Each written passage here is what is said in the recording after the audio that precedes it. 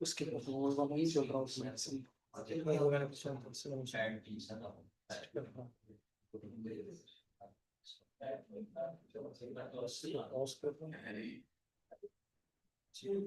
Miss ready कर लो 2 बजे 2 बजे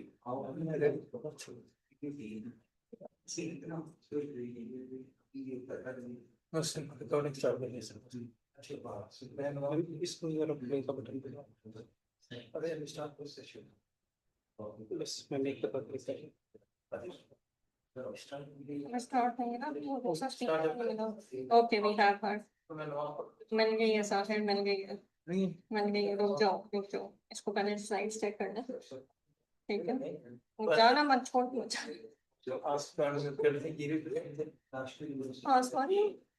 ऐसे नोटिफिकेशन जाते हैं हो गया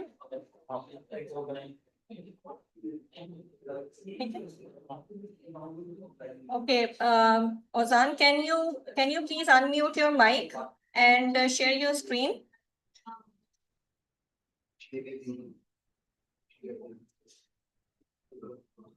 Ozan Soyturk, can you please unmute your mic and share your slides?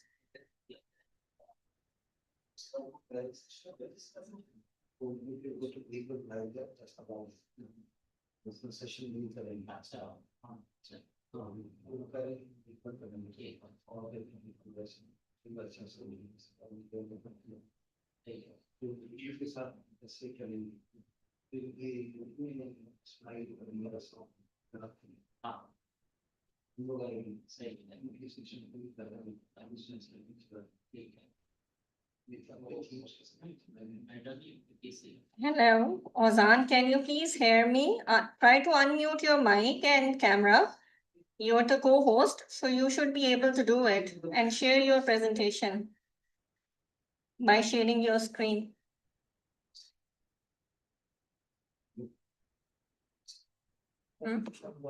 Yes. Okay. Can you hear me correctly? Yes, we can hear you. Thank you very much for joining. You also need to open your camera so that we can also see you. Yes. Just a minute, please. So, ya şuna bırak bak şunu. Okay. Okay then. Okay, thank you very much. Okay. Can you permission any for slides presentation? Yes, you can share your slides from your screen. You can share your screen. Screen, yes. Just a minute, please. 2 ekran, one ekran, 2 ekran.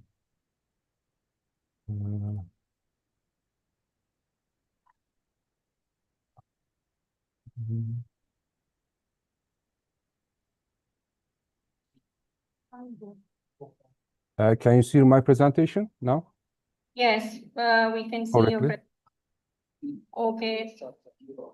So I'll now invite the chair and the co-chair to please invite our speakers for the next talk. Okay. I would request you all to please welcome Dr. Rashid Aftab and Dr. Fikri Lehman to begin the session 1. Second floor. Microphone, okay?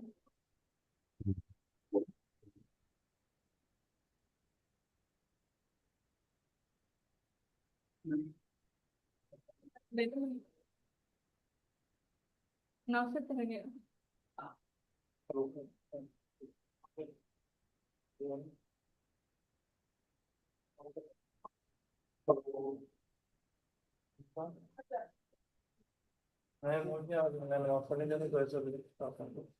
Okay, thank you very much from once again after the lunch. So, firstly, I would like to request for comment, which is about principles of integrated water resource management and reverse basin scale design. So, I would like to request Mr. Ram to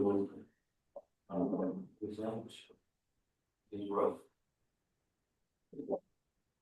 Am I able to Mr. Ram? Am I able?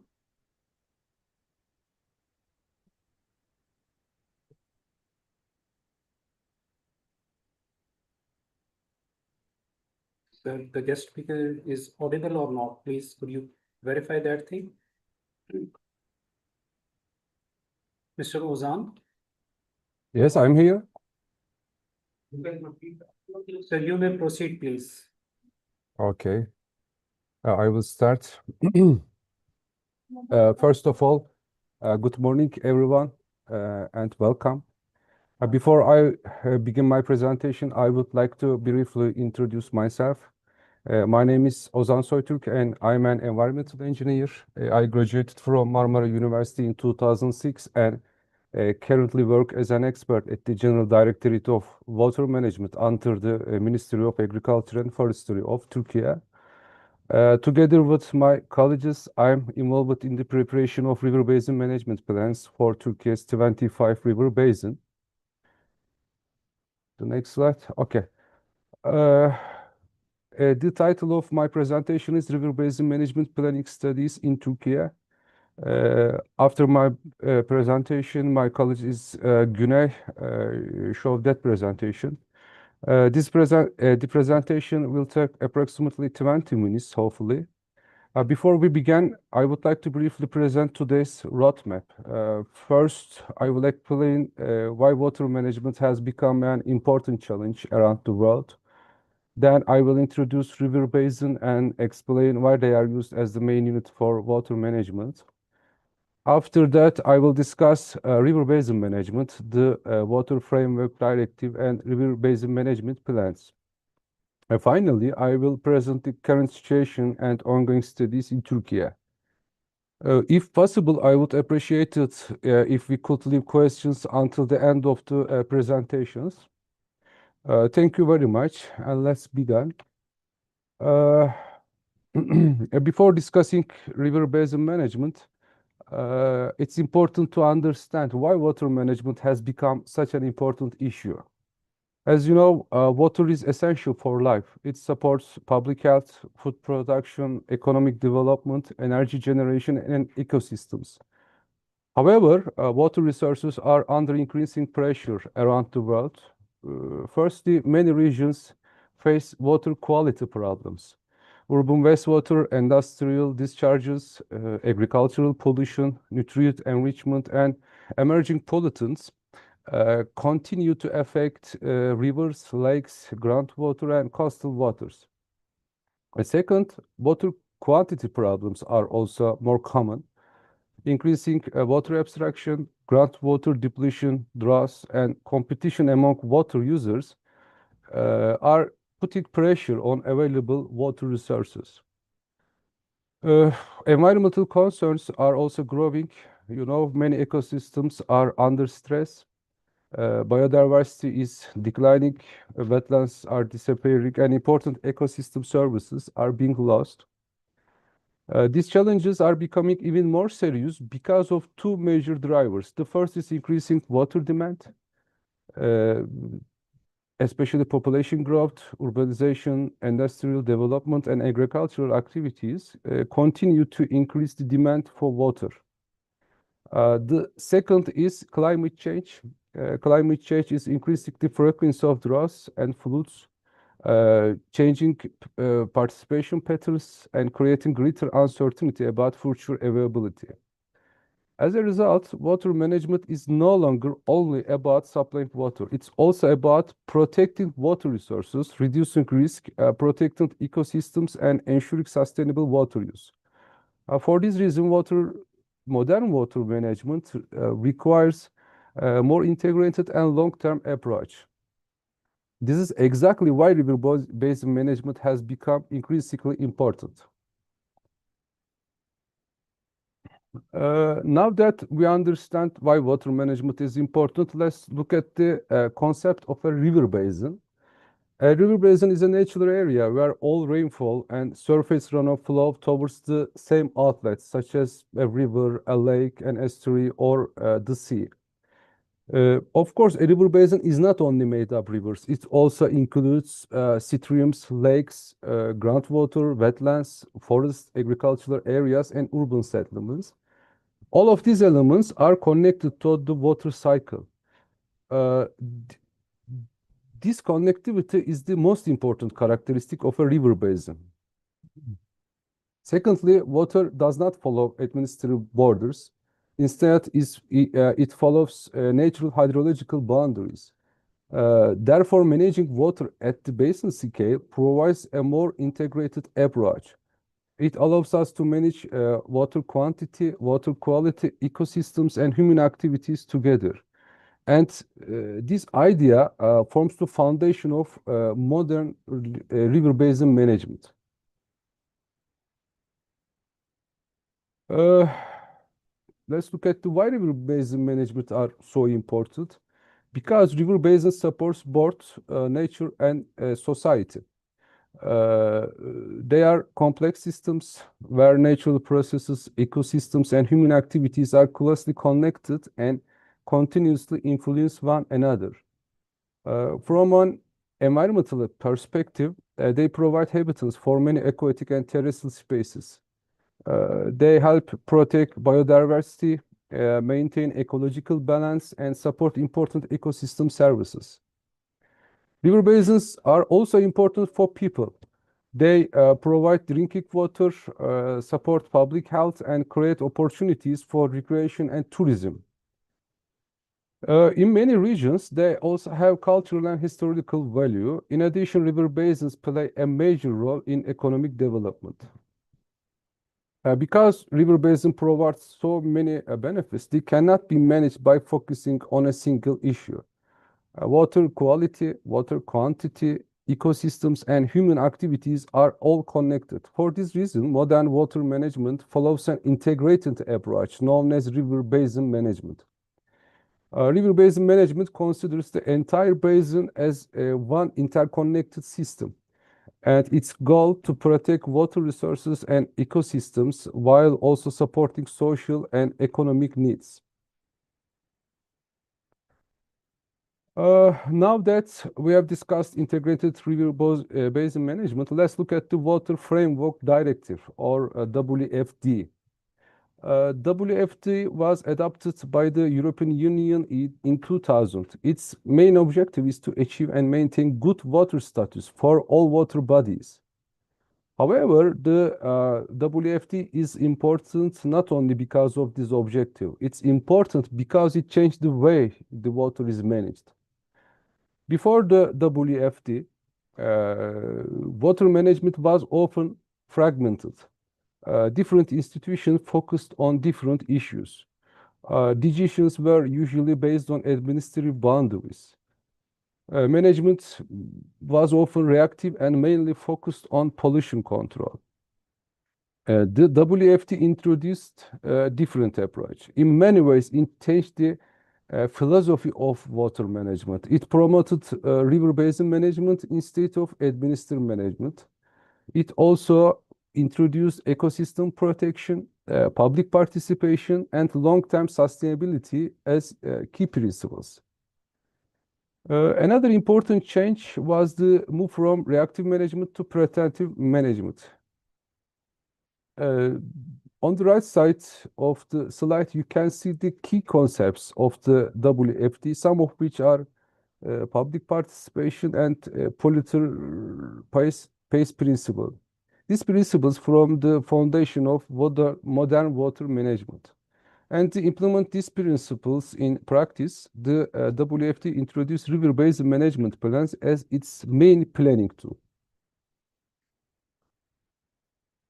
The next one is, after discussing Water Framework Directive, The next question is, how are these principles implemented in practice?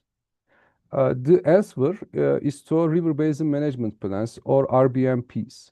And RBMP is a strategic planning document, and its purpose is to understand the current condition of water resources, identify key challenges, define environmental objectives, and determine the actions needed to achieve those objectives. In simple terms, an RBMP helps us understand where we are and where we want to go, and how we can get there. An important feature of RBMPs is that they are prepared at the river basin scale. They are also reviewed and updated every 6 years. We must keep in mind that an RBMP is not simply a document. It is a decision making tool. The next slide. Okay. Preparing a river basin management plan is not a single study. It's a systematic processes consisting of several steps. The process starts with understanding the river basin and its characteristics. Next, water bodies are identified and characterized. Then the monitoring programs are established to collect reliable environmental data. And based on this information, environmental objectives are defined. After that, the most important water management challenges are identified, and these are called significant water management issues. The next step is development of program of measures. These measures are designed to achieve the environmental objectives. Finally, all studies, assessments, objectives, and measures are brought together within the river basin management plan. It's important to remember that each step provides information for the next step. The plan is reviewed and updated regularly, creating a continuous planning cycle. Now let's look at each step in detail. The first step is general analysis of the river basin. Before we can identify problems or develop management measures, we need to understand the basin itself.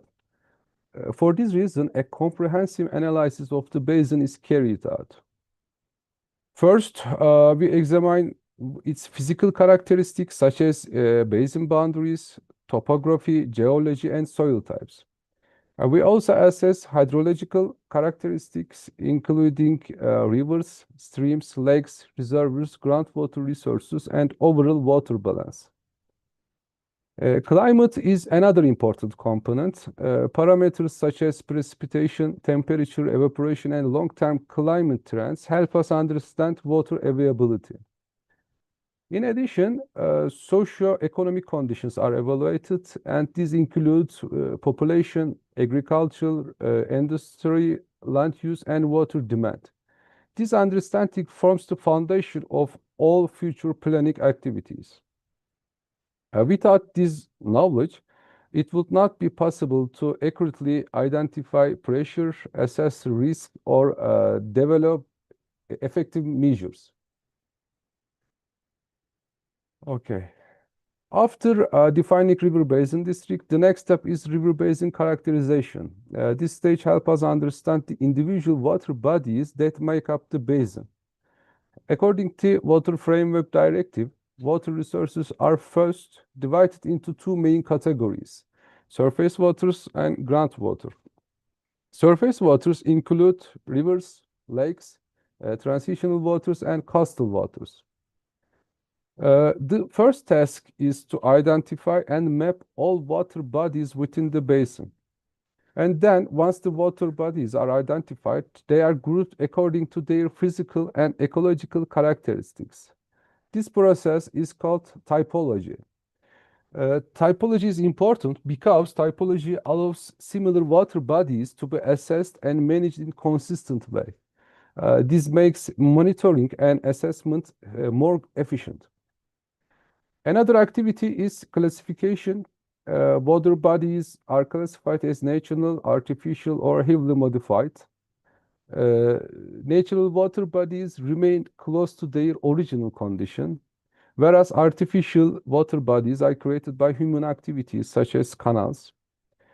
Heavily modified water bodies are natural water bodies that have been significantly altered by human activities, such as reservoirs or regulated river sections. This characterization process provides the scientific foundation for the next stages of planning. Okay. After identifying and characterizing water bodies, the next step is to assess the pressures acting on them. The purpose of this stage is to understand which human activities may affect the water resources and whether this pressure creates risk for achieving environmental objectives. Especially important that different water bodies face different challenges. Therefore, management priorities may also differ from one water body to another. For this reason, pressures, impacts, and risks must be evaluated separately for each water body. Common pressures include urban wastewater discharges, industrial activities, agricultural pollution, water abstraction, hydromorphological alterations, and land use challenges.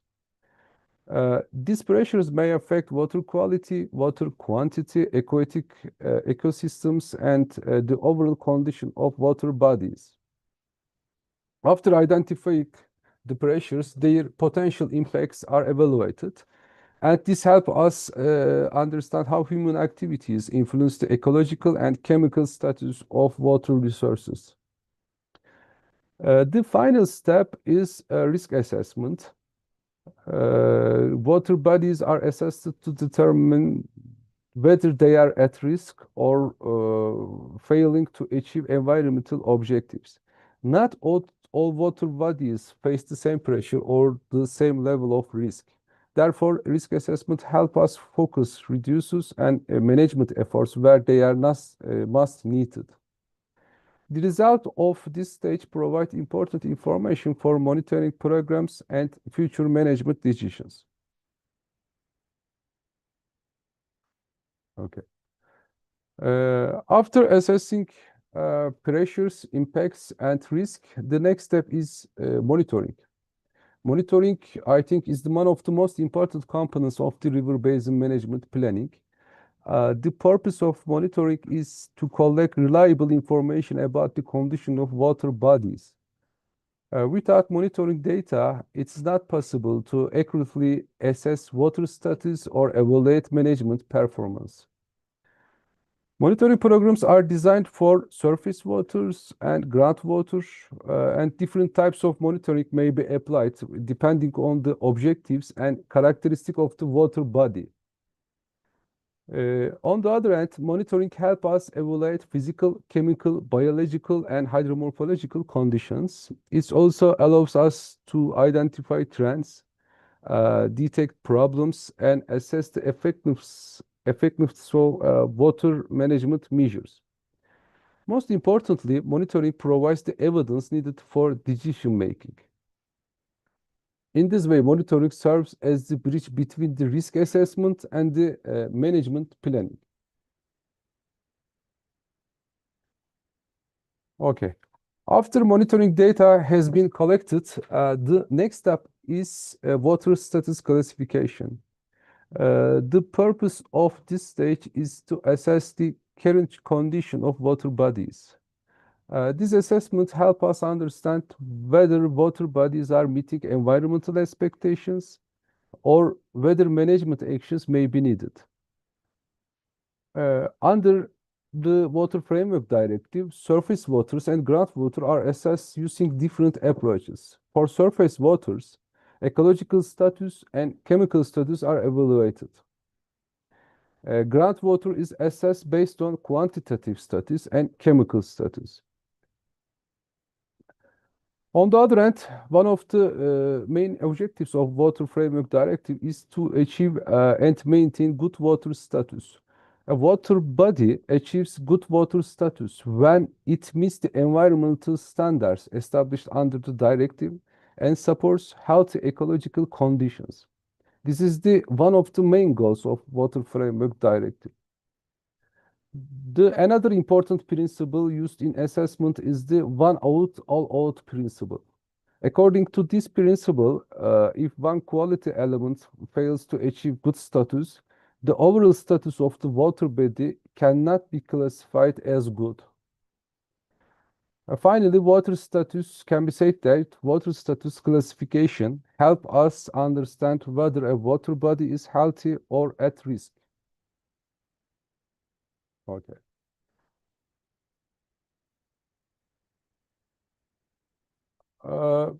After assessing the status of water bodies, the next step is to define environmental objectives. Environmental objectives describe the condition that water bodies should achieve and maintain. They provide a clear direction for planning and management. Under the Water Framework Directive, the main objective is to achieve and maintain good water status. However, objectives may vary depending on the characteristic and conditions of each water body. Environmental objectives are based on information collected during previous planning stages, of course, including characterization, risk assessment, monitoring, and status classification. These objectives help decision makers understand what needs to be achieved and how progress will be measured. They also provide the foundation for the future management actions. For this reason, environmental objectives are an essential part of the river basin management planning. Okay.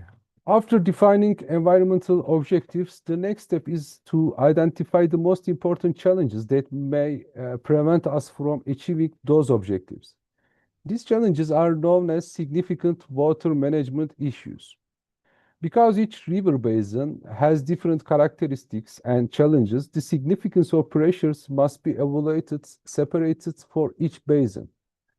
Not all pressures within a basin have the same level of importance. Some pressures may have limited environmental effects, while others may significantly influence water quality, ecosystem health, and water availability.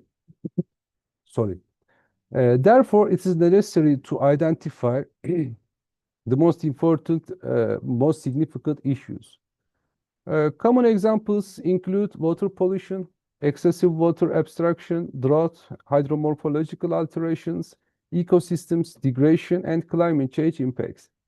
The identification of significant water management issues is based on scientific evidence. Monitoring results, basin characterization studies, and pressure impact risk analysis all contribute to this process. However, technical studies alone are not sufficient. Stakeholder participation and public consultation also play an important role in this stage. Local communities, water users, government institutions, farmers, and environmental organizations may provide valuable information about basin-specific challenges. By identifying the most important issues, planners can focus resources and management efforts where they are most needed. This helps improve the effectiveness of river basin management plans.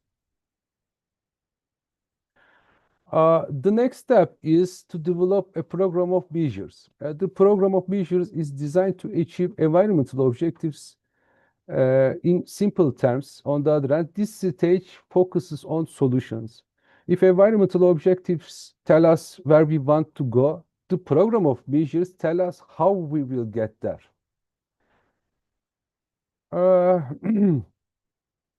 Measures can be divided into two main groups. First group is basic measures.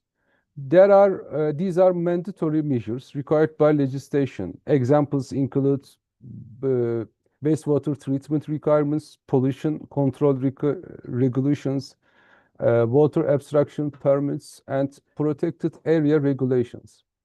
The second group is supplementary measures. These are additional measures introduced when basic measures alone are not sufficient. Examples include river restoration projects, wetlands rehabilitation, water saving programs, public awareness campaigns, and etc. The overall goal is to improve water quality, protect ecosystems, reduce pollution, increase water use efficiency, and strengthen climate resilience. The program of measure transforms planning into action and creates a pathway toward achieving environmental objectives. The final step of planning process is the preparation of River Basin Management Plan, or RBMP. At this stage, all information generated during the previous steps is brought together into a single strategic planning document.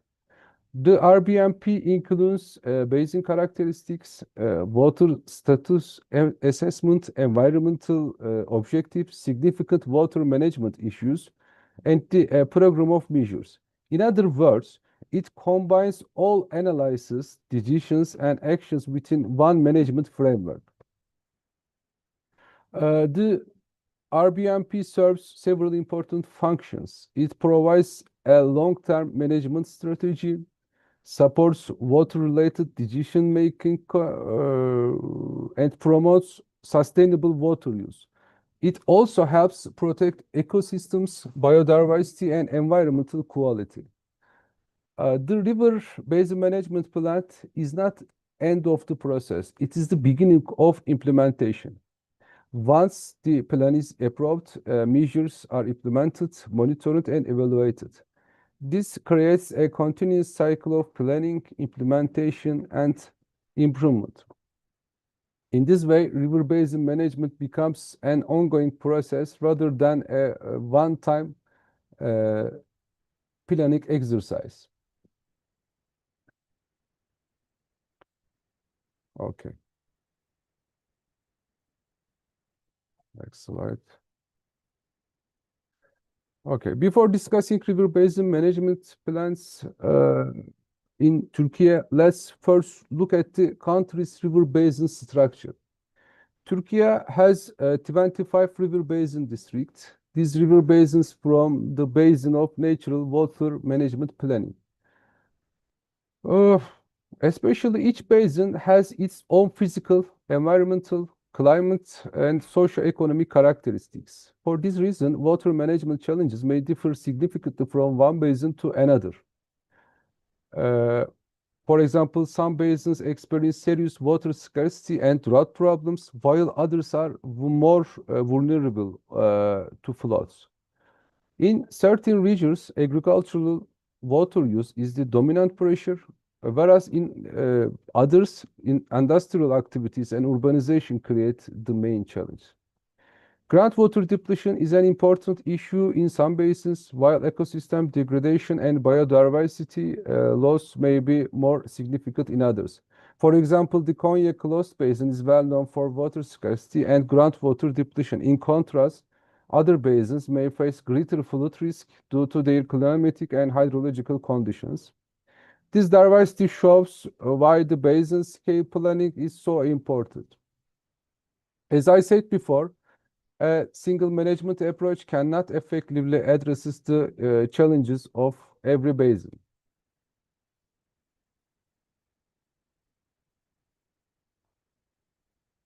Okay. River basin management planning in Turkey has been strongly influenced by the European Union Water Framework Directive.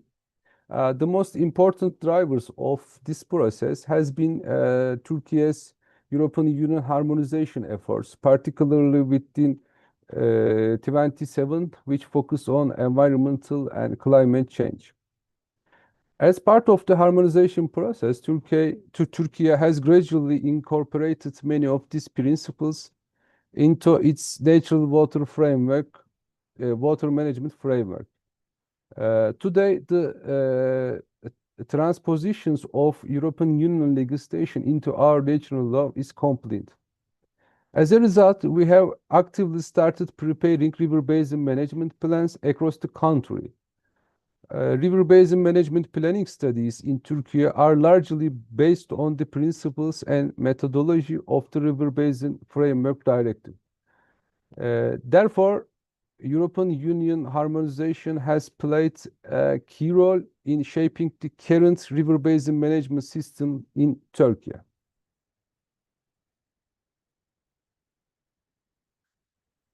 Before river basin management plans were introduced, Turkey prepared basin protection action plans for 24 river basins, 25 river basins.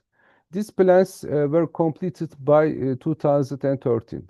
Their main focus was pollution control, water quality improvements, and short-term action planning. They also provided important baseline information and technical input for future river basin management plans. Therefore, Turkey gradually moved from basin protection action plans to river basin management plans. Unlike, for this reason, can be considered basin protection action plans can be considered an important function for river basin management plans and the key steps in Turkey's transition towards integrated river basin management.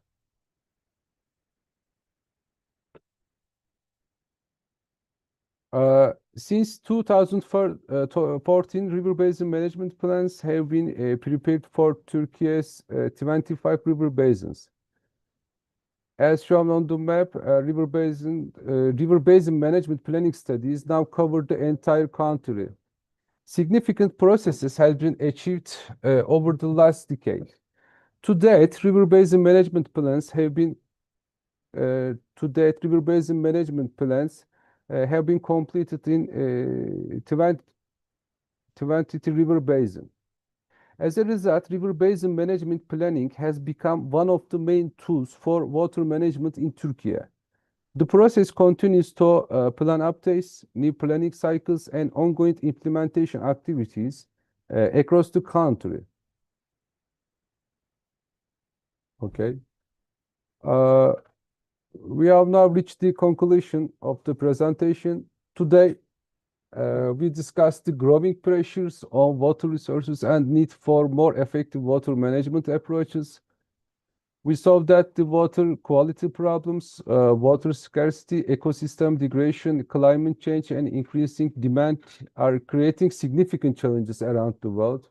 And these challenges are not only environmental issues, they also affect public health, food security, economic development, energy production, ecosystems, and well-being communities. In many cases, water-related challenges extend beyond local boundaries and require cooperation at regional, national, and even international levels. We also discussed why river basins are considered the most appropriate unit for water management. Because all water resources within a river basin are connected, planning at basin scale provides a more effective and integrated approach. This integrated approach allows water managers to consider environmental, social, and economic needs together. Another important point is the role of the Water Framework Directive. The directive introduced river basin-based planning, environmental objectives, monitoring programs, stakeholder participation, and risk-based management. As a result, river basin management plans have become one of the most important tools for sustainable water management. Perhaps the most important message of today's presentation is that modern water management is no longer based on reacting to problems after they occur. Instead, it focuses on identifying risks early and taking action before problems become crises. Okay.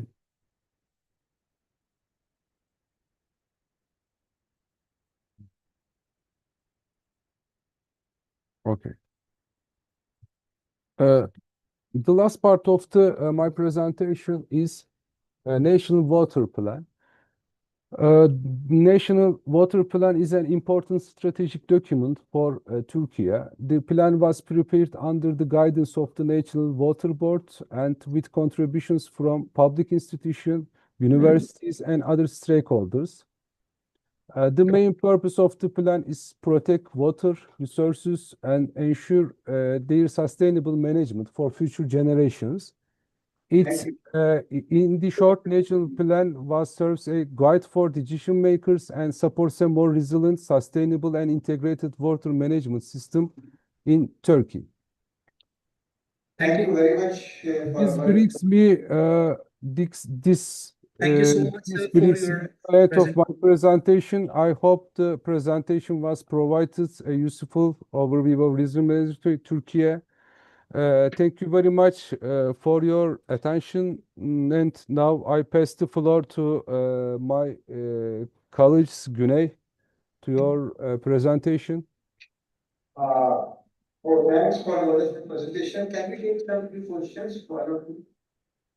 Anyone like to raise any question? Yes, please, sir.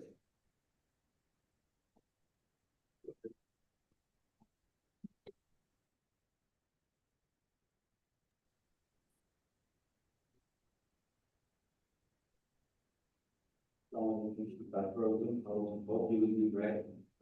Your presentation was of prime importance. You talked much about the progress and management. Under which you have categorized your country in 5 lessons. What is your management regarding the birds?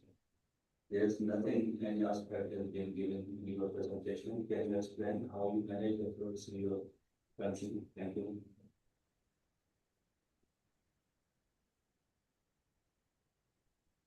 Sir, could you please unmute your mic? Sorry, I can't hear correctly. There was a problem, I think.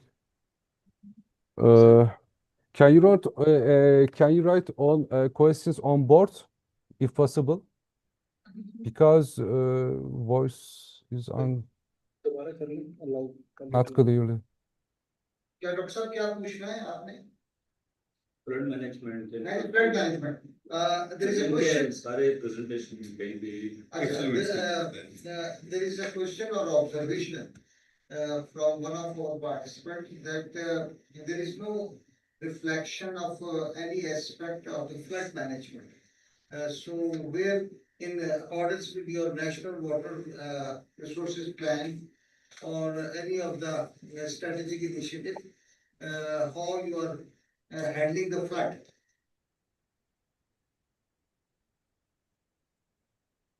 Sorry, I can't hear clearly.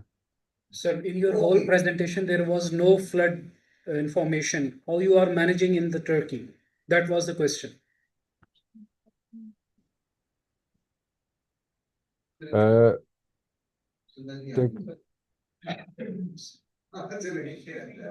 Anyhow, Maybe my colleague Uriye, that answers this question because I can't hear correctly. Thank you very much. Now, our second talk. I guess Horianum can answer this question, and she's asking for the floor. Yes, sir. You may please answer.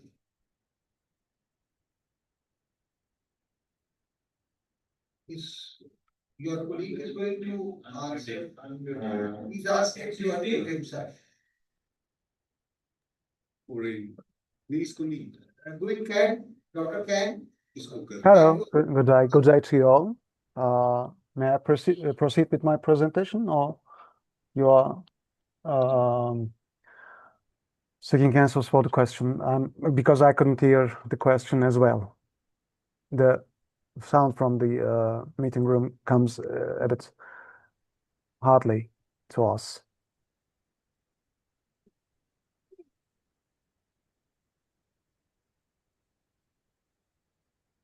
If it's appropriate, I can continue with my presentation.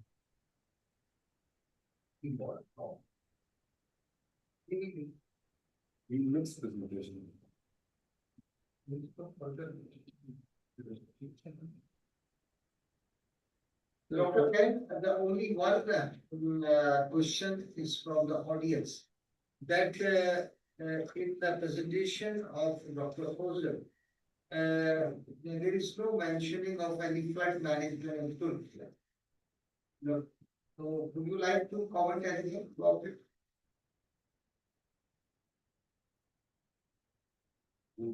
Next to see a presentation.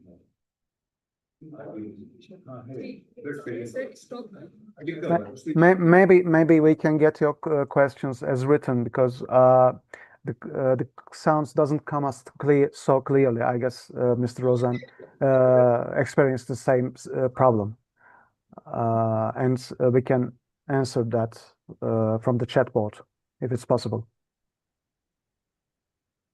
If it's okay for you.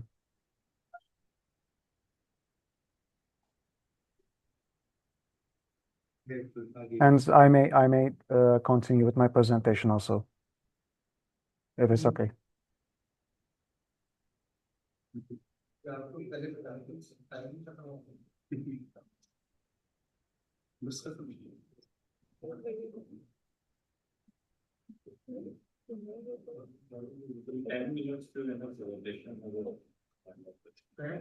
Yes, sir. Dr. Ken, can you? Okay, I will proceed with my presentation then. Dr. Ken, it would be appreciated. Please, can you complete your presentation? Okay, sure. And afterwards, maybe we can answer the questions. Because already we are short of time to close this session and to start another technical session. Thank you.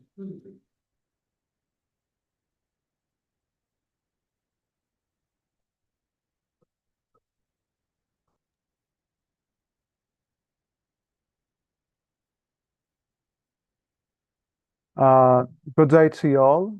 My name is Güney Can, and to introduce myself, I'm working as a section manager for sectoral water allocation planning, and I'll try to inform you about our studies in regards of sectoral water allocation plans that we prepare as Water Management Directorate General.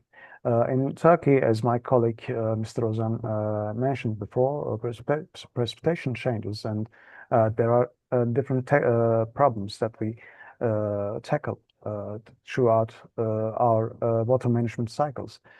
In a normal way, normally Turkey has a semi-arid climate characteristics, and we have to adopt the climate by improving forestation, reuse, and efficient use of waters, and increasing our reservoirs. And lastly, we experienced severe droughts and drought conditions into 2025. Therefore, the water flow regime also changes throughout our basins, in 25 of our basins. As there are extreme weather events increasing, and there's a variability in hydrological flow regimes, and there's a growing competition among water users.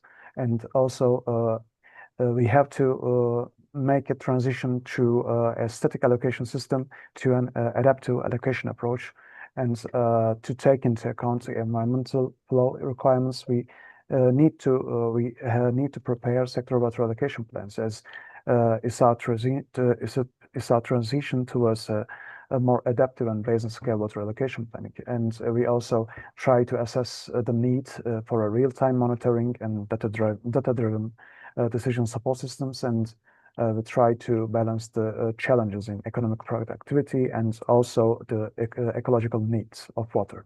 Therefore, we prepare these sectoral water allocation plans. It's basically assessing the volume of water available and also taking into account the demands of water for every sector in a basin, and also the ecosystem maintenance. And our purpose to prepare these plans is to maximize the social justice and also give a satisfactory water to each demand point, but taking into account the basin needs. for water, and also increase in net national income per capita, assessing the future drought conditions, and also the problems that we currently see of a changing climate, urbanization, and population growth. And it's important to prepare these plans, as it's an essential instrument to help the economic, social, cultural, and also environmental needs of a river basin. And we aim to provide a secure and equitable access to water for all users. And as we have 25 basins in Turkey, we currently completed sectoral water allocation plans for 13 basins, and for 8 basins, we are already continuing our efforts to complete our planning processes. And for 4 basins, as Van, Ceyhan, Asi, and Fırat Dicle are sub-basins, as we take this as a one basin, Fırat Dicle Basin. We are planning to prepare these plans also. And the main structure is like many planning processes. We try to make an analysis of a current situation, and this current situation takes into account the general information of a basin, the population analysis, and the physical, socioeconomic characteristics, and hydrogeology, and etc., and taking into account the water available in a basin. And also we try to make a population growth analysis for every local points to assess their drinking water needs for the future.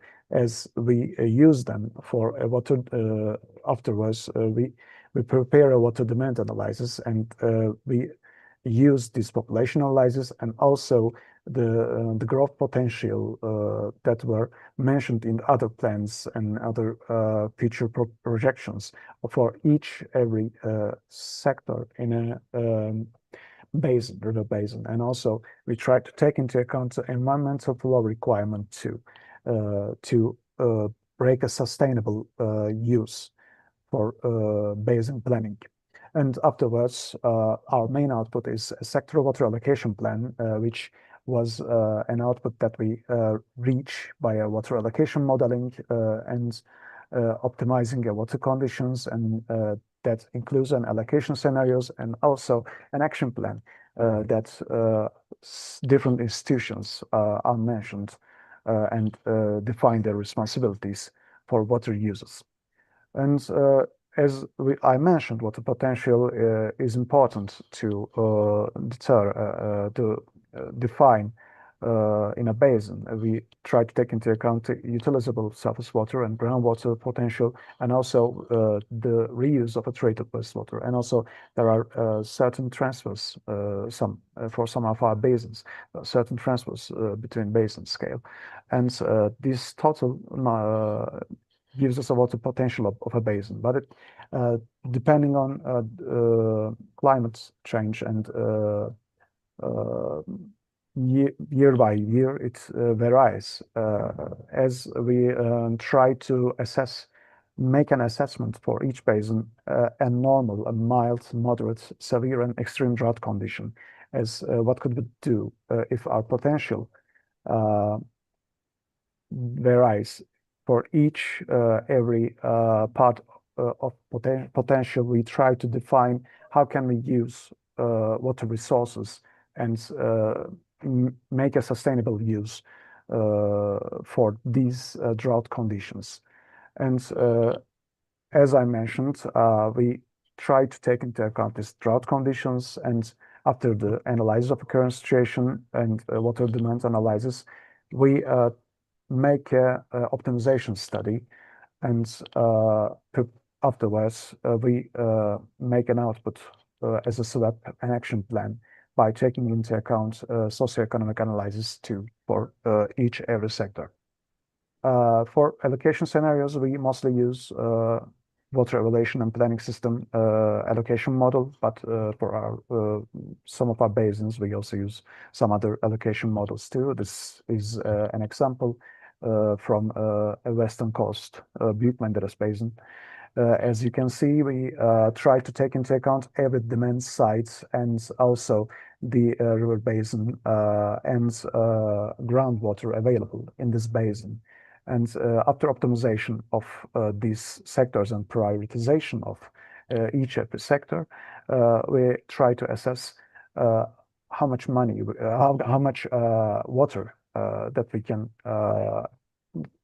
allocate to this sector. And in regards of agriculture, for Turkey, agriculture has a big percentage for many of our basins, like 70 or 80% of water uses, water demands comes from agriculture sector. Therefore, we try to prepare an agriculture specified study for agriculture sector and try to assess their water demands for each irrigation area and try to localize these studies and create an optimum crop pattern that farmers can use for different drought conditions, because under drought conditions, water demand rises as crop patterns, as crop needs, crops water need rises because of the drought condition. And also the water available in a basin lowers. Therefore, there's a situation that we have to make a sustainable use for agriculture, and how much water can we use varies in certain situations. So we try to maximize for that certain amount of water that we can give to irrigation, to agriculture, and by using a crop pattern, changing the crop pattern that which can be used in this basin, which are already the farmers are used to. We try to prepare a crop pattern, optimized crop pattern for different drought conditions, and suggest them to our farmers that if you use this crop pattern, you can maximize your income and won't be affected that much in a drought condition. As we prepare these plans, we try to, as I mentioned, make a situation analysis and forecast and prepare the sector water allocation plan. We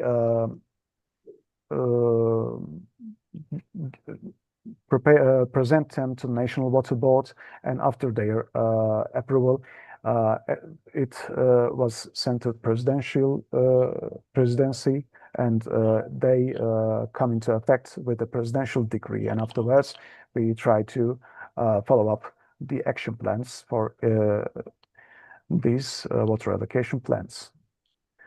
And also, we try to prepare a water footprint study, which green water footprint, blue water footprint, and gray water footprint of a basin. We try to assess the footprint of a basin for each and every section. And also, we, as I mentioned before, we try to prepare a real-time decision support system study that how can we improve this planning process and our monitoring systems. Where can we monitor this basin to prepare to improve our general knowledge of a basin and improve our planning process and water management. My presentation is Thank you. that. Thank you for listening. Dr. Ken, for providing your presentation in a very short spell of time. So nice, very concise, very brief, and very professional presentation you have made. Primarily, this was the first technical session on water governance, and there were three resource persons who talked.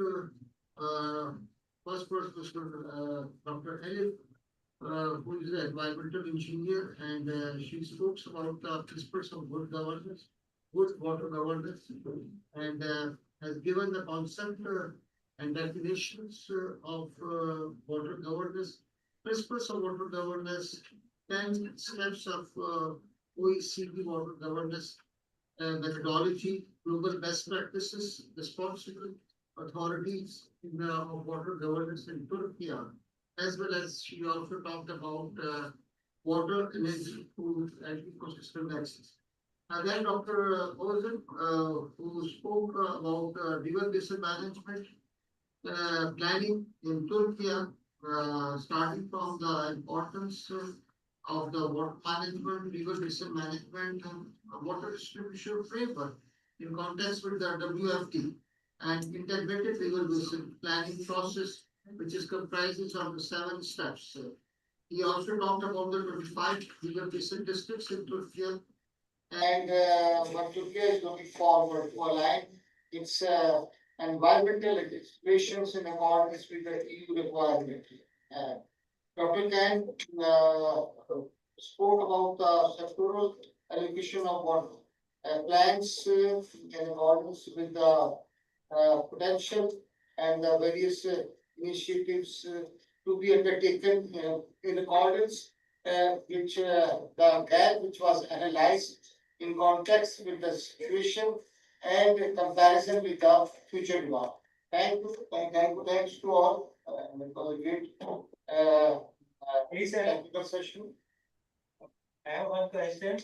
Can we modify the expected excellency? Can you explain about the mode of irrigation in Turkey for the cultivations in crops, and what's the mode of purification for just like irrigation, mode of irrigation, canals, rivers, or tube wells? How we can implement, and what's the best implementations of irrigation there? The gentleman raised Uh, one question.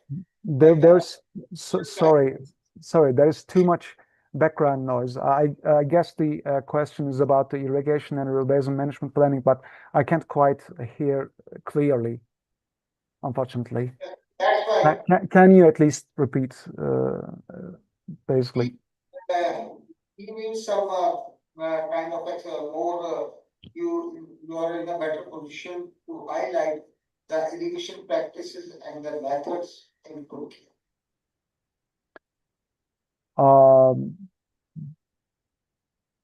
You are asking as we are taking into account the irrigation systems and try to model them, right? Yes, go ahead. Yes. Okay. We already have an understanding in irrigation systems, and we have the data set that we provide from DSI State Hydraulic Works, and also the private owned irrigation farms, and we try to assess these irrigation systems as I've shown in the presentation. We try to group them for depending on the meteorological sites and also the sub-basin and irrigation area. We try to group them because meteorological climate effects, weather effects, the drought conditions affects the crop pattern as the precipitation lowers, the crop needs much more water. Therefore, we need to take into account the polygons of each and every meteorological monitoring point. And also we have to take into account the irrigation area and also the irrigation system that was bind to the reservoir. And to make a general assessments, we group them and we try to assess what kind of crop they are cultivating in this certain point of the basin. And afterwards, we suggest them to cultivate maybe lentils or maybe some other crops that we can improve their economic income, but not using that much water. We try to decrease the amount of water they are using, but try to improve the economic income. And one way to do that is to change the crop pattern, and the other way to do that is to improve the irrigation system. And we try to find if they can manage water, their total usage changes, and if we have to make an improvement in the supply system, we have to take this into account too. That's how we define them, and we take these as make this assessment and optimization in a model too. Sir, Viraj, would you like to give any question? A very short one, please. Last question. Online, Mr. Siraj is available to raise some question.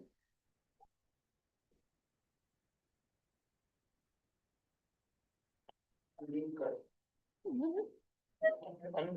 This is the question. Do you want me to read this question? No question.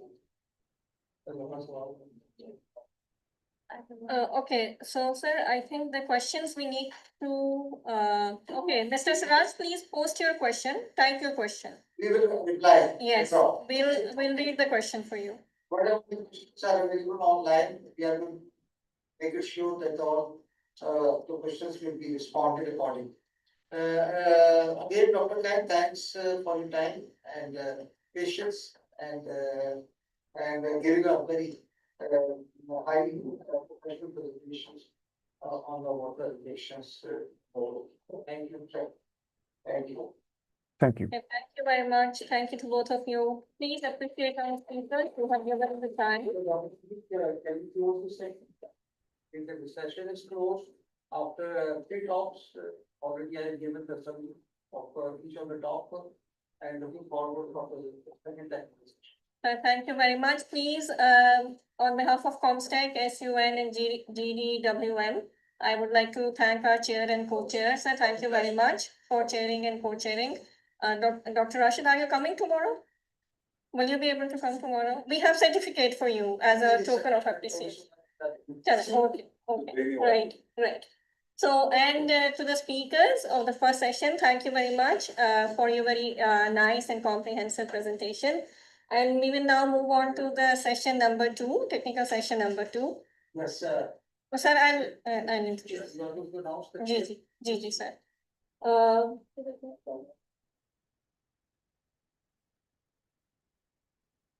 So the second, dear participants, the second technical session is on integrated water resource management across OIC member countries. And this will be chaired by Dr. Amjad Nabi. Dr. Amjad Nabi is here with us. He has an extensive experience of working as a water resource expert and also as well as project management consultant for various international and national organizations in Pakistan and abroad. I would request Dr. Amjad to please come to chair the second session.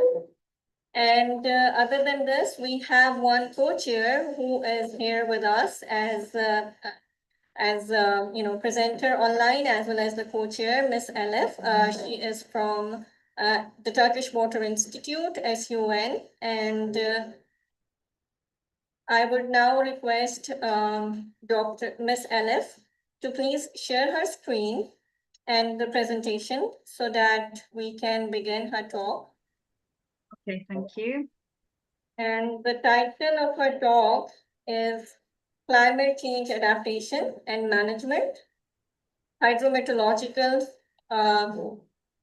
Management of Hydrometeorological Disasters, Flood and Drought. And she will be covering practices for integrated water resource management. And the session will include question and answers. I would request Ms. Elif to please, I understand that some of our speakers earlier have taken more time. So, but I think she'll understand that we need to abide with the time. So please begin your presentation, madam. Thank you very much. Please welcome Ms. Elif.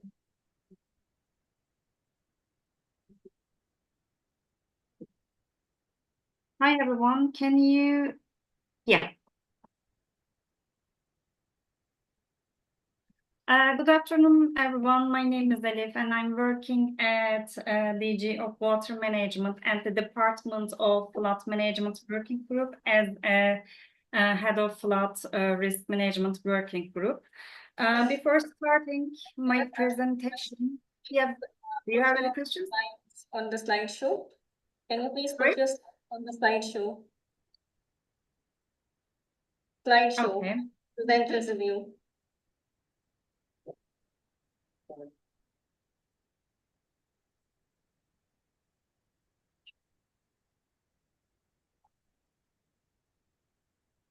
I'm sorry. Can you please put them on a slideshow? Put your slides on the slideshow because Okay, I see. Sorry about that. Sorry. Oh yeah. Sorry about that. thank you. Please go ahead. Yeah. Before starting my presentation, I would like to give a brief information about introduction. Actually, it is divided into four main parts, and the first part is about the climate change, and everybody knows that climate change is one of the most significant challenges affecting water resources in the world, and the rising temperatures, changing precipitation patterns, and the increasing frequency of extreme events are creating a new pressure on the water management systems. For this reason, in this presentation, firstly, I will provide a brief overview of observed climate changes globally, and then the future climate projections. And then I will focus on the changes after water resources, particularly increasing flood and the drought risk management plans. In this context, I will present flood risk and the drought management plans in my country, which have developed at the river basin scale. And the final part is about forecasting and early warning systems that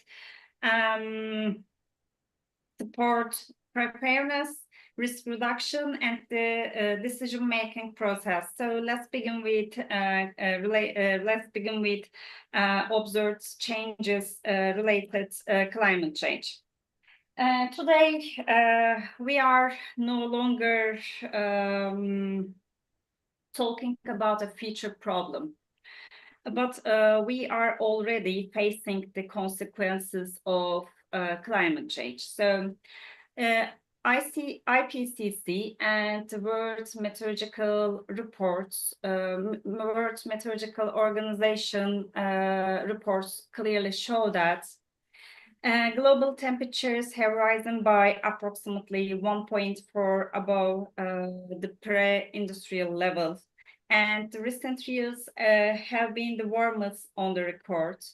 And as a result, extreme weather events are becoming more frequent and intense. So heavy rainfall events have increased significantly, and leading to more frequent flood disaster in many regions. At the same time, all over the world and some specific region, drought events are occurring more often and lasting longer, and increasing pressure on water resources and rising concern about water scarcity. And in addition, the last part is the global sea level. Global sea levels have risen by more than 20 centimeters since 900, and which has caused a growing risk to coastal communities and the ecosystems. For that reason, as a DG of Water Management, we focus on the climate change studies. As you can see on the screen, we used three different global climate modeling, which are HAT, GEM, MPI, and the CNRM. And also we based on two different scenarios, which are RCP 4.5 and RCP 8.5. So we generated climate projections by 2000, which based on this model conditions. And also we calculated future water potential for 25 river basin. And also we included changes in water balance. And another work about changes in snow-covered areas and also runoff, which is caused by snowmelt. This part is applied for a small sub-basin, which is a Fırat sub-basin. And also all results and outcomes have been shared with all institutions. So if you ask what are the details and the result of these studies, there are 6 different parameters, and these parameters may differ from region to region. The first parameter is average temperature, and average temperature will increase up to 6 degrees Celsius. Another parameter is annual total precipitation will decrease 10%, and the consecutive dry days will increase in 15 days. Another parameter is about the number of summer days. Number of summer days will increases by about 45 days. For example, in Turkey, the southeast part of Turkey, the hottest, the warmest area, hottest region in my country. The number of the summer days means extending the summer season by 1.5 months. And another parameter is about the snow-covered areas, and our expectation end of our studies. Snow-covered areas will decrease approximately 44%, and and the last parameter is water potential will decrease 25% in my country. So we have talked about climate change. Now, as a result of climate change, we experience floods risk management plans and the drought management plans. First of all, I would like to talk about flood management plans. In Turkey, we completed flood risk management plans in 25 basins. You can see on the map.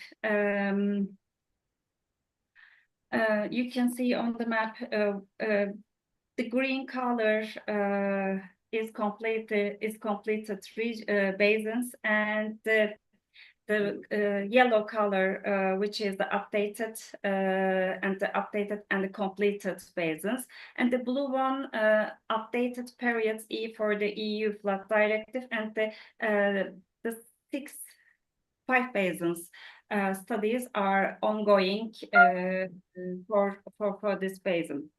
And also flood risk management plans include flood depth, flood hazard maps, flood evacuation plans, and also mitigation measures.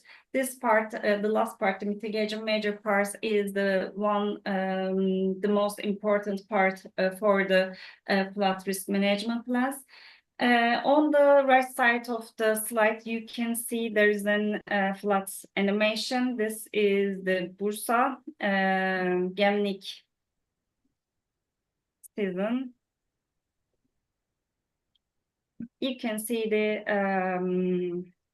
inundation of floods. When we gain this animation on the site, we can analyze which street under stormwater and how many people directly affected by flooding. We can decide that all this kind of details in flood risk management plans. Another topic is about the drought management plans.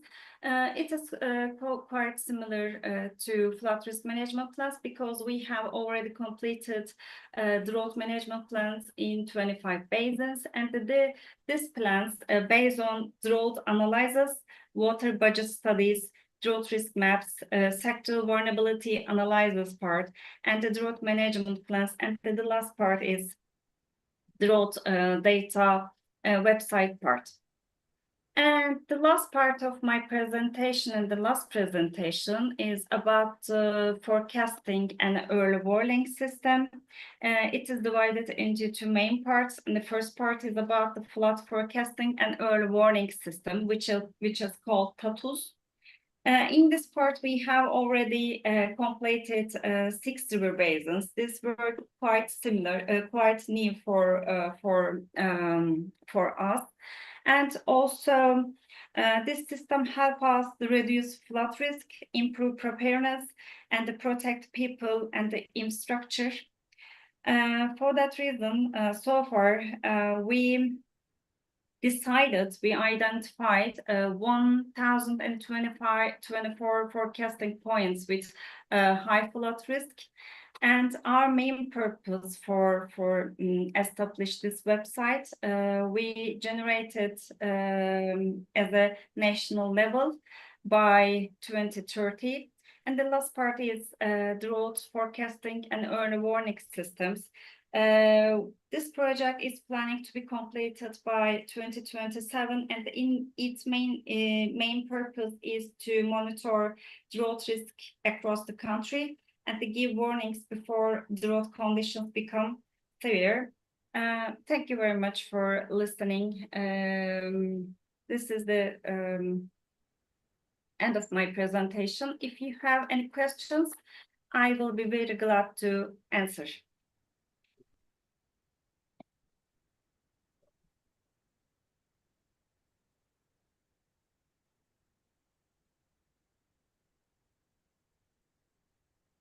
Thank you very much, Elif. So let me start with you. First of all, I would request the chair to please say a few words about her presentation and then take question and answers. Gigi, sir, it's working. Please speak. First of all, I can't hear very well. I want to tell this part. I can't really hear very well. Okay. Can you hear me now?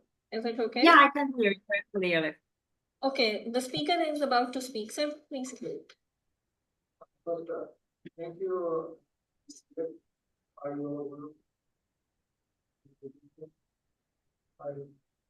Discussion about the system that we have heard from the flood management and the road management. Very impressive, and we will like to share some more insight from your experience in Okay, so are there any questions for Ms. Elif? Just one quick question. Is My voice clear? Can you please come here? Yes, I think you. I speak so loud that the protection won't listen to me. So I have this one question. You established one scenario where this by end of 2100, you said that the average temperature will be around 6 degrees Celsius above the pre-industrial level, right? So this is the average temperature that you were speaking of. So it does mean that there will be certain areas in the world we should be experiencing, let's say, 10 degrees Celsius or even more of that locality. Meaning that the world will be collapsing. There will be like disasters, and there will be thunderstorm and cyclones, and so many things will be happening. So do you think that will be the end of the world? That's my funny question.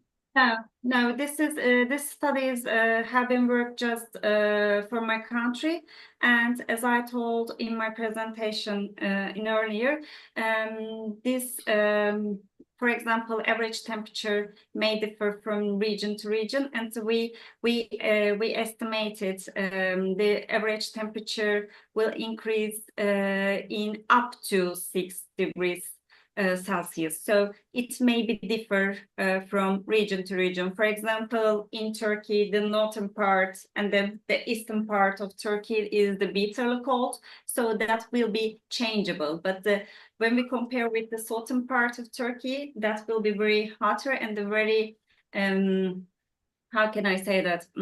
It will be very the maximum we have been waiting 6 degrees Celsius. Okay, thank you so much. Thank you. Another question? Any other question, please? Okay. But I saw a question on the checkboard so it's about in Turkey, how you guys manage with rainwater. I would like to answer this question.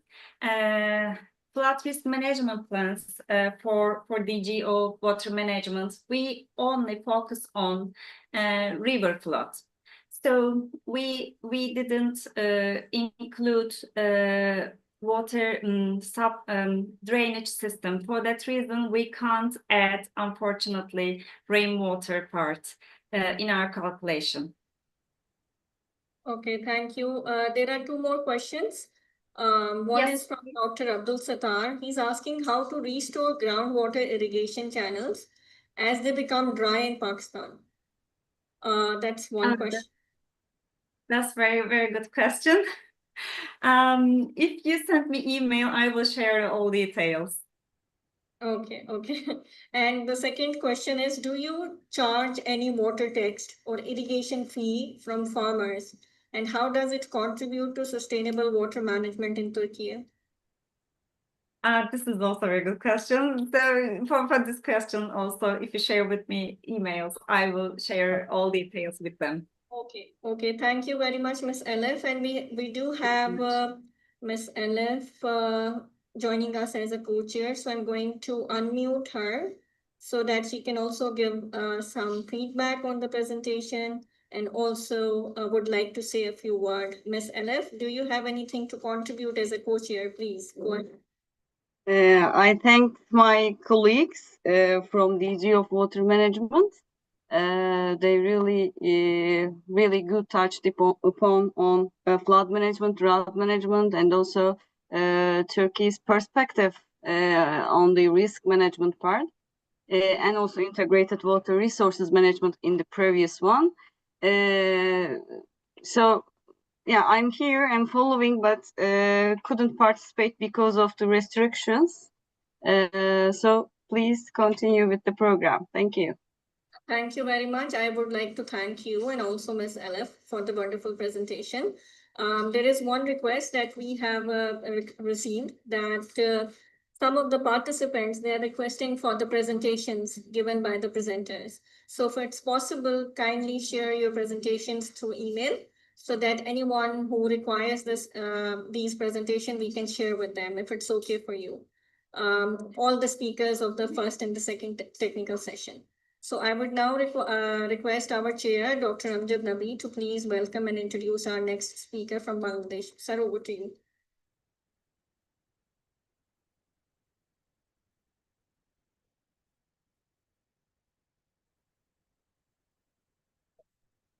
Assalamu alaikum. I would like to invite Dr. Maula Muhammad Hussain for his presentation and discussion regarding the Integrated Water Resources Management Plan of Bangladesh in the context of the global context. Please join Dr. Yes. Thank you very much. So yes, we have Dr. MD Aulad Hussain. Sir, kindly share your slides. Okay. It is suitable. Yes, we can see your slides. Kindly, sir, go ahead. Assalamu alaikum. In fact, I learned a lot from this session. I was looking in different presentations so far, not continuously, but sometimes in between. Anyway, I welcome you all in my presentation. And is it clear my sound voice to you? Are you hearing? Hello? Yes, it is working properly. It is No working, problem. okay. So I am working in Institute of Water Modeling in Bangladesh, a specialized water modeling center established by the government as an independent trust under the Ministry of Water Resources. So what I will present here, that what is Bangladesh situation in water context, and how we are prepared and what we are doing connecting to IWRM. So water resource context of Bangladesh, if I go, this is the Bangladesh map on the right, and in left there are some features. The area is 1,47,000 kilometers square. Population is plus minus 180 million, and floodplains are about 80% of this country is floodplain. Rivers are more than 1,100 rivers, which sum up to more than 24,000 kilometers to 6,400 kilometers square over there, and it is about 5% it is covering the area of Bangladesh, the rivers only. The major rivers are, there are 405 major rivers, transboundary 57. Among these 57, 54 is coming from India to Bangladesh, and rest 3 are coming from Myanmar. And there are a lot of canals, 6,500 plus canals, with more than 27,000 kilometers in total. And we have navigable route is about 6,000 in flood season, and it reduced to 38,000 kilometers in dry season. Other wetlands are there. It is more than 10,000 kilometers square, which is 7% of the land of the country. And we bear sediment of 1.2 billion ton, which comes from mostly from India. Most ferocious river is Jamuna, widen up to 12 kilometers during the monsoon season. Flooding area is average 20% to 70% in very extreme event, and rainfall average is 2,700 millimeters. This is the hydrological situation you can see. And this is the big basin, Ganges, Brahmaputra, Meghna basin. Within that basin, this small part is Bangladesh, which is only 8% of the total basin area. That means we are carrying from these three basins, 92% area contributes their runoff through Bangladesh. And if this runoff is stopped for 1 year, entire Bangladesh will be under 20 feet deep water. So you can imagine how much water is going or passing through Bangladesh, all going to Bay of Bengal. The country flow is 105 billion meter cube, and cross-border inflow is 1,105 billion meter cube. That is only 9% flow is generated within Bangladesh. And we have major water-related hazards. This is a hazard-prone country. That is why our economic condition is low, because when we develop up to some level, then a disaster comes and pushes us down. The flood is major repeating hazard. Then drought is also in seasonal changes. Even in monsoon, there are some drought-prone area. And erosion is another cause of migration. And cyclone is there. Repeatedly, it is hitting Bangladesh. Salinity front is moving inwards Bangladesh. Population is increasing. Climate change is adding in every disaster sector. You can see this is the Bangladesh flood-prone area. And these are different type of hazard. In the right map, you can see severe flash flood, modern flash flood, low flash flood, severe river flooding, low river flooding, moderate river flooding, severe tidal showers, moderate. So hardly any area is safe. We have mapped everything into GIS. So for any disaster planning or water resource planning, we can overlay and utilize this thing. The floods cause economic loss of about 1 to 2 billion when it is severe. And in 2020 flood, the damage was for the homestead, more than 400,000 homes were destroyed. And 1.5 million people were affected. And climate change is expected to escalate this flood-prone area by 20 25 will be more. Then drought, you see this drought map. So we have this mapped area for entire Bangladesh, where drought situation is what it impacts agriculture and food security very negatively. Water resource, it pulls down the ground water depletion from 1 meter to 2 meter, reduce the river flow, water scarcity. For 20 million people suffers from this drinking water due to drought. In environment, soil degradation, loss of biodiversity, loss of wetlands. These are common problem in Bangladesh. Socioeconomic impacts, if we look into it, poverty and displacement due to erosion or over salinity, health issues, economic losses, these are happening. Climate change may increase the frequency of this disaster 20 to 30%. What I am giving the information all came out from our different studies. And erosion is another area, big cause of migration. Annual land loss is 8,000 to 10,000 hectares. Annual displacement is 50 to 200 K people. Agricultural loss is 500 million to $1 billion. And infrastructure damage is $100 million plus. Loss of homes and assets are there. Climate change and future projection of 20 to 30% increase by 2050. That is our prediction. In the right map, you can see the erosion-prone area along the big rivers, all red colors. These are mostly erosion-prone area. And we develop our model to forecast those things for different sectors. And impact of sea level rise. Using the IPCC forecast, we have seen that 1 PPT line will it is 7,000 kilometers square, and 2 PPT it is 8,400 kilometers square in different way.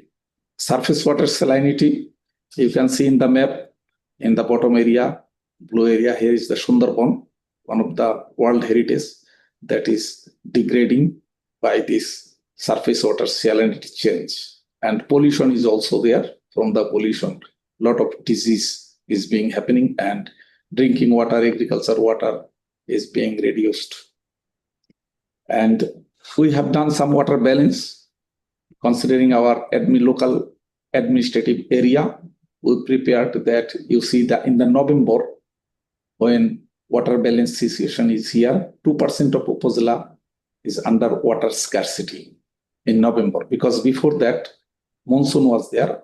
At the end of the monsoon, there are a lot of research and water balance shows good condition, only 2% area. But in mid-May, it is 87% of the Upazilas are under water scarcity. All these we have estimated through our different models. And the irrigation by surface water, you can see this surface water irrigation is here, which is, I think, we prefer surface water irrigation, but we do not prefer groundwater irrigation.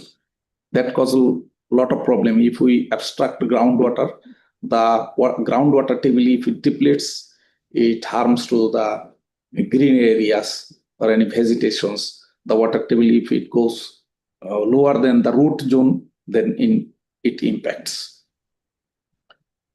So all the scarcities are problems, disaster I have shown. Now we say how we handle it to support implementation of IWRM in Bangladesh. This is the big basin, big area. So we made a model, GBM model we call it, Ganges, Brahmaputra, Meghna River model. These are locations where we generate the data of runoff and flow. Then we have prepared this basin level, bigger basin level model here in IWM. In that area, you see some area is Uttar Pradesh, you can see some area is Nepal, Bangladesh, Jharkhand, in different area, ultimately to Bangladesh. Then we have national model. We have separated Bangladesh in 8 hydrological regions. So accordingly, we have developed our hydrologic and hydrodynamic models covering entire Bangladesh, which gets input from that total basin of the GBM basin, then these models are run. You see, even each of this region has separate model. They can run separately when we go into deeper, say from macro level to medium level to micro level, then we go in a deeper level model. And this model IWM is maintaining for Bangladesh. We always keep it updated, calibrate it. So here you can see the after one calibration, you can see it was done in probably in 2024. And when the model is ready, I show you one example of the model. We can generate this kind of simulation. In the river, you can see also in the floodplain, the changes in the floodplain. So if we make any intervention, say embankment or roads or any other projects, then with project, this will change. Based on that change, we see who are impacted. And accordingly, in the concept of IWRM, all the stakeholders, water users, the relevant organizations are consulted. And in holistic way, the plan is done using this kind of models. I'll not go into model detail. This is groundwater modeling. You see in groundwater, it is declining in one location, I can see. So year by year, the groundwater is declining. Another is erosion modeling tool we have developed. We monitor ECR where the erosion will happen, and accordingly, we support the government with the options, what measure they can take. And we have cyclone storms. You see all the cyclone paths here. And we have cyclone simulation model, how it will propagate and inundate the area. So this was done for 2007, a big cyclone in Bangladesh, but we can prepare it for any cyclone. So if we know beforehand in which direction cyclone is coming, then we can generate this kind of map, and accordingly government can take measures for preparation and adaptive measures they can implement in the ground. In that way, IWM helps to the government of Bangladesh. This is salinity intrusion model, what will happen with some sea level rise condition in 2050 and 2100. These are the lines, how much it will propagate, that we can estimate from our models. This is a salinity propagation model. You can see from Bay of Bengal, how it is moving. So this way we support the government. Now I will discuss about some projects of Bangladesh. And then we'll discuss how it fits within IWRM. I think so far in Bangladesh, no project has completely fulfilled the IWRM requirement, but some partially it meets the requirements. And we are day by day, we are also increasing to incorporate IWM items to consider in each of our project. In the left side map, you see these are the water resource projects. More than 970 projects are there in Bangladesh. Embankment is about 16,000 kilometers plus, and hydraulic structure is more than 14,000, and river protection works are more than 1,500 kilometers, and dredging works more than 5,000 kilometers. Irrigation projects are 180 plus. So these are location maps you can see here, and now it is more and more, it is increasing. This is structural measures in a way we are managing our water resources. And for disaster, we have also non-structural measures. In previous presentation, I have seen about the flood forecasting. We have a very good and strong flood forecasting and early warning system here. And that model has been developed by IWM and hosted in government organization. They publish the bulletin and warning to the relevant organization to the ground level. And this model is developed by us. With inundation, they can send it directly to the end users. Now I discuss another exclusive project, is Tista Barrage project. This is India, Nepal, Bhutan, Burma, and Bangladesh. Somewhere in northern corner, there is a river. In this map, you see, here we have a barrage, Tista irrigation barrage at Dalia. And this is India-Bangladesh border, very close to the border. And the big area is irrigated from the diverted water of the Tista River. That was the purpose.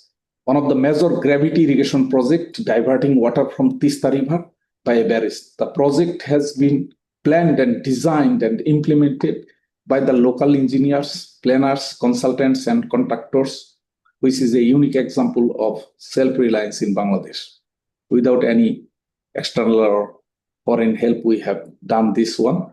And the nation is proud of this excellent achievement because it has very good impact on agriculture, fisheries, environment, and different other sectors. You see, this is the Tista in detail. Gross area is 150,000 plus. Irrigable area is 100,000, you can say. And barrage is 615 meter with 44 pens. And main canals are 33 kilometers. Major secondary canals are 75 kilometers. Secondary canals is more than 200 kilometers. Tertiary canals are 325 kilometers. We have several viaducts here. Viaducts are that where channels cross, like road cross. One channel goes over another channel. That type of construction is there. So this is one of good project for Bangladesh. The benefit was 88,000 hectares of agricultural land was irrigated and benefiting around 1 million farmers and saves approximately 60 crore annually in diesel consumption only. So reduce the diesel, improves crop productivity, enhance soil fertility, reduce groundwater abstraction because this is use of surface water. Women landless are involved in canal and embankment maintenance. Watershed, canals, trees along the embankment improves the environment and climate. Now the cross-border issue comes. When we are enjoying the success of this barrage, here is Bangladesh. This is India-Bangladesh border. You see India and Bangladesh. Our Tista barrage here. They made another barrage at the upstream, which is name is Gozoldoba barrage. You can see there. And they start diverting water. So what is happening in downstream? We are getting less water in dry season, and they open the gate during flood season. In the flood season, you see that before that Gozoldoba Indian barrage, it was here.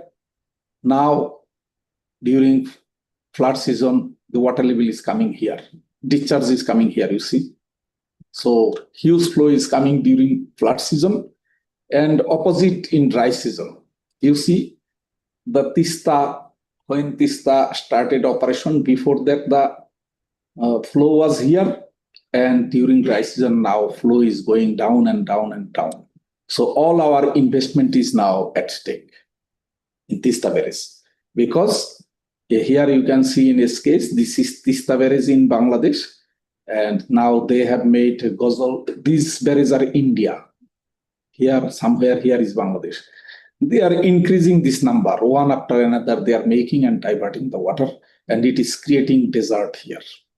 Reduced water availability at Tista barrage and irrigation shortage in Rangpur region, increased dependence on groundwater, reduced navigability. So now navigation is in ocean, in trouble, fisheries are declined, and wetland is degrading. All these are happening from this successful project to a failure project now. Problem is not engineering design, but it is a country-wise or basin-wise, it is a political problem. Because IWRM should consider the basin, not the country boundary. So here we do not have good negotiation there. That is why this a very working project is suffering a lot. Then what Bangladesh government did, we will have to survive because there are a lot of peoples there. So we have taken another initiative. with a restoration project, big Tista restoration project. The riverine regime control, there are 6 options, 6 objectives. Flood control and disaster reduction through construction of and repair of embankment, restoration of water system by river dredging. We want to dredge the river and make the river as a reservoir. During the flood season, we will store the water within the river by making dams at some level, and land reclamation, what is flooded during the flood area. Both banks are spilled, so we will make very strong embankment. This is our plan, and dredge the river, making it narrow and very deep.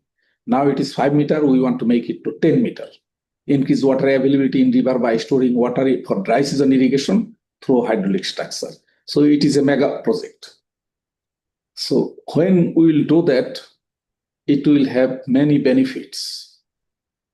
These are here, you can see. Dry season water scarcity, monsoon flooding due to Gazal Diba, this will be addressed. And river restoration stabilization will be done. Expected benefit is improved agriculture, livelihood, and ecosystem health, data-driven basin management, and climate resilient. This will do through dredging of 100 kilometers of riverbed to a depth of 10 meters, narrowing the drained channel to 5 kilometers, 5 kilometers to 1 kilometer. Now the river width is 5 kilometers. We will reduce to 1 kilometer and to reclaim 170 kilometers square for agriculture and urban land purpose. You see the IWRM to consider the basin planning, and it cross-border policy is playing very important role. That is the message here. Another project is Farakka and Padmapara, is one of the very burning issue with us and in India.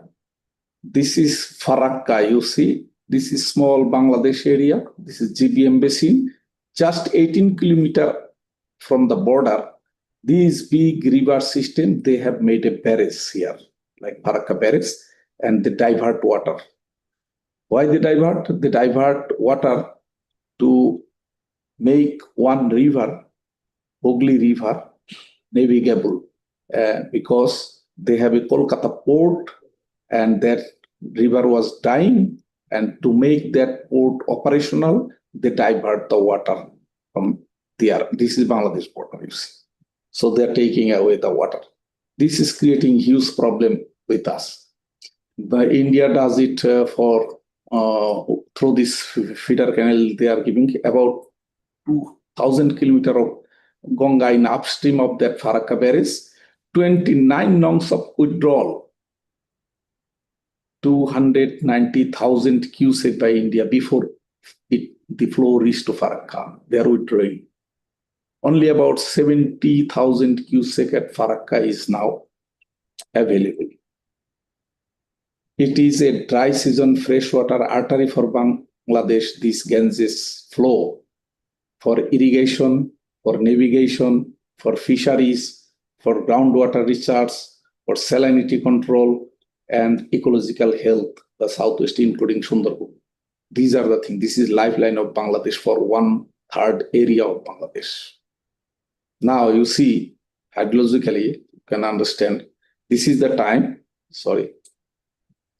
this is the time when the Farakka barrage it has some problem. Before that and after that, you can see in the chart what happened. And impact on India is also. There, one local minister, Nitish Kumar, he made a strong appeal to the government to destroy the Farakka barrage, because in Patna, in different parts of Patna, 12 other districts in Bihar flooded by swelling the Ganges river because of this Farakka river. Also, hillshark fish that migrated through this river now is moving towards Bangladesh. That is a bit positive for Bangladesh. But the annual silt dredging in Kolkata port, it is increased. But their objective was to keep this navigability here. It will flush the silt. It is not. So their objective are not being met by that one. So it is impacting both Bangladesh and other side. And here you see we have many effects there. Ganges Water Treaty, then we depend on how we can bring flow from India to Bangladesh through this Ganges River. The availability, the treaty items was that if it is less than 70,000 cubic at Farakka, not at upstream, then India share 50 with Bangladesh 50%. But if it is more than 70,000 cubic up to 75,000, the balance flow 35,000 will be Bangladesh. If it is more than 75,000, then 40,000 cubic will be taken by India, and balance flow will flow through Bangladesh. That is the treaty. And this treaty, before the treaty in 1975, they started operating the Farakka, and first water sharing agreement was done in 1997, and then Ganges Treaty was fully signed. It was partly signed that time, fully signed on 1996, and from 97 to 97, these are the steps in different steps of the Farakka Ganges Treaty. But in downstream impacts in Bangladesh, reduced dry season flow in the Padma River, Ganga River, Ganges River, renamed in Bangladesh as Padma River, weak flow in distributaries, such as Big Gorai area is totally dried up, and higher salinity risk in southwest, and stress on irrigation and navigation fisheries ecosystem. Then government take an initiative that since water flow is reduced through this, and this Ganges Treaty is going to end this year, December 2026, December treaty will end. We don't know the future. If India does not agree with us, then we will have to survive. That is why government has taken an initiative to make a barrage in Padma River. This is Ganges coming through, and this whole area is dependent on this Ganges flow. Now, it is decided that we will build a barrage here, and in this area, we will store the water. And that stored water will feed water through this Gorai River that will push down the dry season salinity a bit. And also our largest irrigation project here in GK project, first project during Pakistan period, it was built. That project could be irrigated from here, and also this entire project will be irrigated. So this Padma, we say Padma Barrage project just a few days before, I think 2 weeks before this Barrage project has been approved in our ECNEC at national level. It will restore Sorry, Yes. The rhyme is running out. Could you speed up? It is really interesting, but it's Okay, give me almost 5 minutes 4 more. o'clock. Yeah, okay. Okay. Thank you. Okay. So we'll have a lot of benefits. We project that from these barrages, we will reduce the dependence on their flow restriction or diversion. From this knowledge and from this experience with cross-boundary, IWM proposed several barrages in Bangladesh to be run at our own. Now, for better step towards IWRM, we have Water Act in 2013. This is a domestic water integration, and it has clear guidance on water use. This is the Bangladesh Water Act, and we have National Water Resource Council, National Water Resource Executive Committee. We have Water Resource Planning Organization work at the action level and implement Water Act. And we have Bangladesh Delta Plan with the concept of IWRM. It is Delta Plan 2100. That is a biggest plan with holistic concept, including the cross-boundary, fully complied with the IWRM. that plan is now being implemented. This is the advantage and goal of this Bangladesh Delta Plan is eliminate extreme poverty by 2030, achieve upper middle income country status by 2030. Being a prosperous country, it has 6 Delta goals. And then we come to IWRM, where Bangladesh is in SDG target 6.5. By 2030, the IWRM will be implemented at all levels. And this is global status. But in Bangladesh, I have showed you Podda Bridge, what is coming up. You see, Podda Bridge barrage project, all the greens complies with IWRM framework. This is partly complied, this is partly complied, one is unknown. So in that way, we have a matrix that how it fits with total IWRM concept. For Padma Bridge, in the left, you can see 25 items, requirements to fulfill the IWRM there. And also Tista project, mostly complied or partly complied. There are some unmatched. Unmatched is very few. And comparison, if we see in Bangladesh, India, Pakistan, for this indicator of IWRM, we compared that in many areas we are in a very bad situation. In many areas, Pakistan is in bad situation, also India there. And also you can see these are the checklist. We can compare in global benchmarking of SDG 6.5.1, Bangladesh scored 64. You know that UNEP, GWP, Global Water Partnership, and UN Water, they have 33 questions covering 4 main pillars of enabling environment, institutions, and management instruments and financing. And they, out of these 33 questions, are filled up by the government and submitted to them, and they score them out of 100, 0 to 100. Bangladesh scored the highest in this area, 64 out of 100, where global average is 57. So we are a bit ahead. And if we see what is the situation of IWRM in Bangladesh implementation, we are in medium high in IWRM implementation in percentage, and also for national water loss reflecting IWRM in percentage, this is high, we achieved. This is good achievement. And then transboundary data and information sharing, this is medium low. These are the in global context where in IWRM application Bangladesh status I displayed you. Then we identify the gaps in our water acts.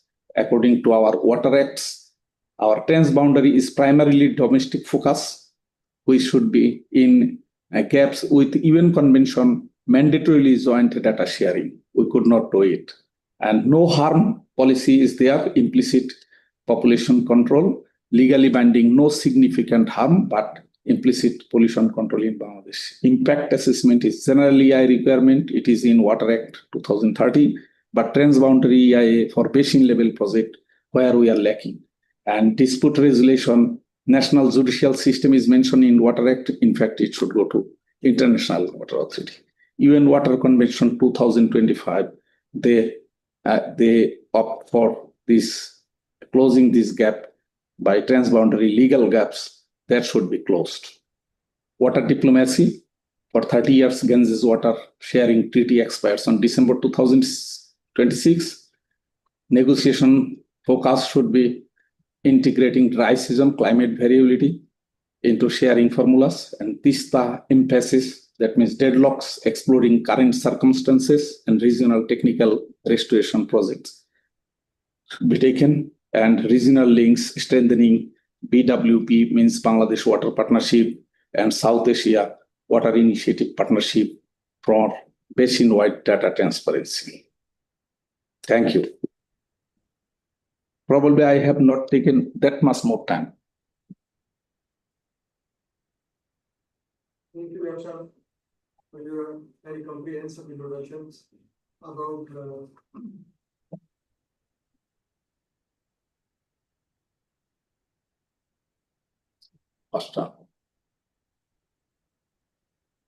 about your water system in the Bangladesh, the flood context, regarding the damage, about the losses, erosion, land losses, displacements, transboundary issues with India and Nepal, and also about the water scarcities, irrigation water system, irrigation groundwater system, marine plumes, for supporting the integrated water sources management, national plan, regional plan, 1D and 2D modeling simulations, groundwater models, erosion, monitoring flood models, cyclone and strong modeling, salinity included modeling, flood production and management, flow forecasting system. And finally, we have nicely present overall the picture of integrated water resources, benchmarks, achievement based on unit. Based on the SDGs target 6.5. Yeah. Yes. And you have comprehensively highlighted your different dams like Afra dams and your Madama dam, Ebraj and Faraj and Ganga water territory. You have 50% share with the India. And you also have comprehensively highlighted the things related to your these are your comprehensive about your integrated water source management and including your management plan, restoration plans. Really is a very informative information and presentation. And I really appreciate your expressions. And the Bangladesh experience actually is clearly demonstrated that improvement of the integrated cost stakeholder participation for the effective implementation of the integrated water sources management. And also Bangladesh established how integrated water sources management provides a comprehensive framework for the balancing social, economic, and environmental needs within a complex hydrological systems. And also, the Bangladesh system shows that how water resources management can contribute to the sustainable water resources management and climate resilience through the coordinated planning, stakeholder and community engagement. And finally, address the different institution and the sound planning, reliable hydrometeorological information, stakeholder and community participation are essential for the building the resilient water resources and reducing the effects of floods and droughts. It is very impressive, very useful information and very comprehensive. Thank you, Doctor. I would like to again thanks to Dr. Mola Muhammad Talwat Hussain is specialized in flood forecasting system developing for Bangladesh using GIS, remote sensing, and artificial intelligence. Currently, he is leading a development of flood forecasting and early warning system and online decision support systems integrated with the warning dimension system. He has over 39 years of experience in water resources planning, hydraulic structure designing, hydraulic analysis, water system modeling, disaster management, digital land management, flood forecasting solutions, and finally the climate change impact assessments.